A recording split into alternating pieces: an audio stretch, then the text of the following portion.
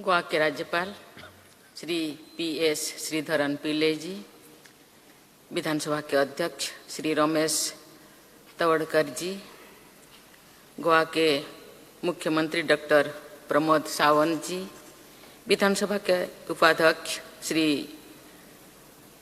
Joshua D'Souza जी, नेता प्रतिपक्ष Shri Yuri ओलेमाओ जी, विधानसभा के सभी सदस्यगण, गणमान्य अतिथियों, देवियों और स्वजनों, सभी को नमस्कार। आज मुझे लोकतंत्र के इस मंदिर में आप सभी के गणमान्य सदस्यों के बीच उपस्थित होकर बहुत आनंद महसूस हो रही है। आप सभी को इस महत्वपूर्ण संस्था का सदस्य होने की हार्दिक बधाई। आप इस जनता के प्रतिनिधि हैं, इस विधानसभा के, जो भिन्न भिन्न धर्म, आस्था और पंथ को मानते हुए भी एक गोवा और एक भारत में विश्वास रखते हैं। भारत के साथ अभिन्नता का ये विश्वास गोवा वासियों में सदैव विद्यमान रहा है। भारत की आज़ादी भी गोवा की मुक्ति के बिना अधूरी थी। इसी भावना से ओतप्रोत होकर देश भर के लोग ने गोवा मुक्ति अभियान में बढ़ चढ़कर भाग लिया था। राजनीतिक कार्यकर्ताओं और सिविल सोसाइटी के लोगों ने भी गोवा की स्वतंत्रता के लिए आंदोलन किया। गोवा के क्रांतिकारियों द्वारा आंदोलन के दौरान त्रिरंगा और जय हिंद का वो प्रयोग भी इस बात का प्रमाण था कि विदेशी शासन से मुक्त होकर गोवा के लोग भारत के साथ एकत्रित होना चाह रहे थे। स्वतंत्रता सेनानी सिंधु देशपांडे के शब्दों में Goa is geographically, historically and culturally A part of India and the freedom of India is not complete till Goa is liberated. Goa में राष्ट्रवाद के जनक डॉक्टर TB कुन्हा से लेकर राम मनोहर लोहिया, मधु लिमोये, मोहन रानाडे और पुरुषोत्तम काकोडकर जैसे गोवा मुक्ति संघर्षों में भाग लेने वाले सभी सेनानियों की राष्ट्रभक्ति अप्रमित है। मैं आज उन सभी महान विभूतियों को नमन करती हूँ। आपको उन आदर्शों पर चलना है जिसके लिए उन्होंने त्याग और बलिदान किया था। 1960 के दशक में विदेशी शासन से मुक्त होने के बाद गठित हुई गोवा विधानसभा के आगामी जनवरी में 60 वर्ष पूरी हो जाएगी। वर्ष 1987 में गोवा की पूर्ण राज्य का दर्जा भी प्राप्त हुआ था। आरंभ से ही इस विधानसभा में वाद विवाद संवाद की सुस्त परंपरा रही है। मुझे पूरा विश्वास है कि गोवा विधानसभा के सदस्यगण गोवा के निवासियों की आशाओं और आकांक्षाओं को व्यक्त करने तथा उन्हें कार्यरत देने के अच्छे उदाहरण प्रस्तुत करते रहेंगे। इस सदन में आने पर आज के पूर्व मुख्यमंत्री और भारत के पूर्व रक्षा मंत्री श्री मनोहर पर्रिकर जी का स्मरण स्वतः हो जाता है। उन्होंने अपने जीवन की प्रतिकूल परिस्थितियों से जूझते हुए भी देश और राज्य की असाधारण सेवा की है। उनका सरल व्यक्तित्व और जुझारूपन हम सब के लिए प्रेरणादायी है। मैं उनकी और इस विधानसभा के उन सभी हस्तियों की स्मृति को नमन करती हूँ जिनके योगदान के बल पर गोवा आज इस मुकाम पर पहुँचा है।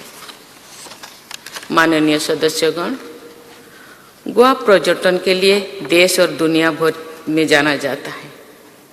गोवा की मल्टीकल्चरल, मल्टीफेथ सोसाइटी सभी को आकर्षित करती है। यहाँ पर बिना किसी धार्मिक भेदभाव के मनाए जाने वाले फेस्टिवल्स और यहाँ के क्यूसिन्स विश्व भर में विख्यात है। प्राकृतिक सौंदर्य के साथ साथ गोवा खनिज संसाधनों से भी संपन्न है। यहाँ लोहा, मैग्नीशियम, मंगानीज, बॉक्साइट जैसे खनिज यहाँ प्रचुर मात्रा में उपलब्ध है। तटीय राज्य होने के कारण इनका निर्यात भी सुगम है। यही कारण है कि पर्यटन के आय का प्रमुख साधन बनने से पहले खनन ही इस राज्य के राजस्व का अहम स्रोत था। आज माइनिंग के क्षेत्र में भी पर्यावरण संरक्षण को प्राथमिकता दी जा रही है। सस्टेनेबल मिनरल डेवलपमेंट के लिए आर्थिक, सामाजिक और पर्यावरण तीनों आयामों में समान रूप से ध्यान दिए जाने की आवश्यकता है।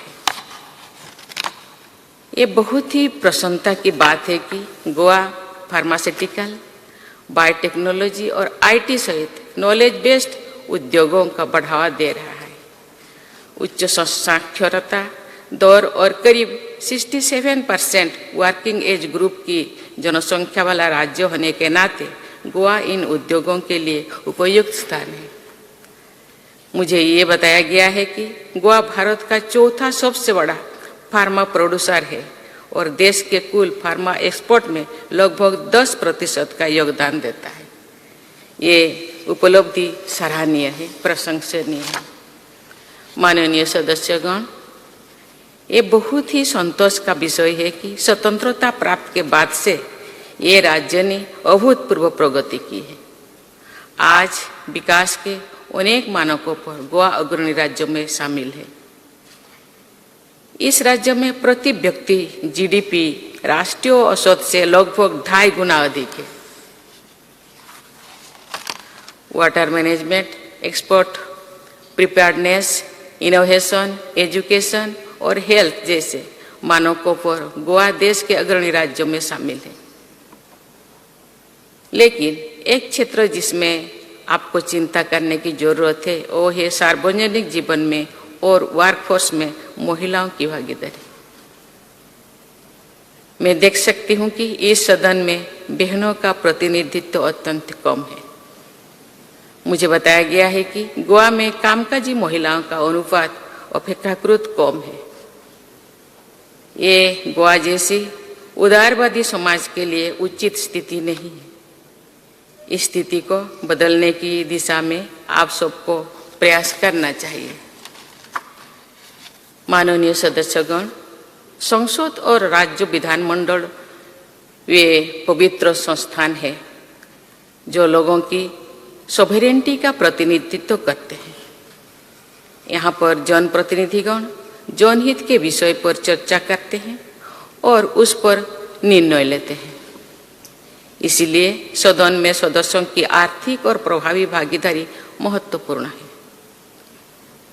मुझे ज्ञात हुआ है कि पिछले कई वर्षों से इस सदन की कार्यवाही का विभिन्न माध्यमों से सीधा प्रसारण किया जाता है। इस प्रसारण के द्वारा आम लोग देखते हैं कि उनके प्रतिनिधि सदन में किस प्रकार व्यवहार कर रहे हैं और उनके हित में जुड़े मुद्दे पर कैसे उठा रहे हैं। ये लाइव स्ट्रीमिंग लोगों के साथ आपके संबंधों को सुदृढ़ करता है, लेकिन आपके ऊपर अतिरिक्त जिम्मेदारी भी डालता है। सदन में आपका व्यवहार सभ्य हो, इसकी अपेक्षा की जाती है।